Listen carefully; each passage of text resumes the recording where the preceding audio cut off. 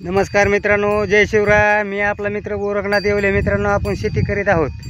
तर आपलं हे आहे सोयाबीनचं रान आणि त्यामध्ये किती गवत झाला आहे मी तुम्हाला दाखवत आहे। चला मग आपलं काय आऊत चालू आहे आज। तर बघू शकता तुम्ही मित्रांनो, हे 9-10 एकर असं सोयाबीनचं रान आहे परत्या उसापर्यंत। ह्यो बांध तर इकडे पलीकडला बांध। तर बघू शकता हे असं गवत झालेलं आहे। याच्यात आपण काय केलं आहे, मोगडा हाणला आहे, कारण की रान मोकळं व्हायसाठी। लयच गवत झालं मित्रांनो। तर आपली पाळी चालू आहे आता। डबल मोगडी लय रान आपण अर्ध हे आणि आता आपण आऊत धरलेलं आहे। 2 फुटी पास आहे मित्रांनो। हे बघा कसं गवत निघत आहे, बघू शकता आपले छबिल्या रुबिल्या। आणि हे बघा गवत मित्रांनो, हे असं वसनला जर काढलं, बघू शकता हे असं वसन जर काढलं तर ही अशी पाळी पडती मित्रांनो। बघा गवत आणि पाळी कशी पडती, एक नंबर रान व्हायला लागले। पण परेशानी बी तेवढीच आहे बरं का। एवढं सोपं नाही ह्या गावतामध्ये मेहनत करणं। शेतकऱ्याचं जीवन आहे। ज्याने अनुभवलं आहे त्यांना माहिती आहे। बघू शकता तुम्ही कशी पाळी पडली।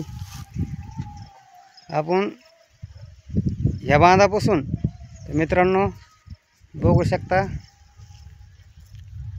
तिकडे ऊस दिसतोय, तिथपर्यंत आपल्याला आता पाळी घालीत जायचं आहे। मग नंतर ऊस लावायचा आहे। सगळी मेहनत आपली बैलांनी असते मित्रांनो। तर कसं वाटले आपली शेतीची मेहनत? आवडल्यास लाईक कमेंट करा आणि आपल्या चॅनलवरती नवीन असताना तर नक्कीच फॉलो करा।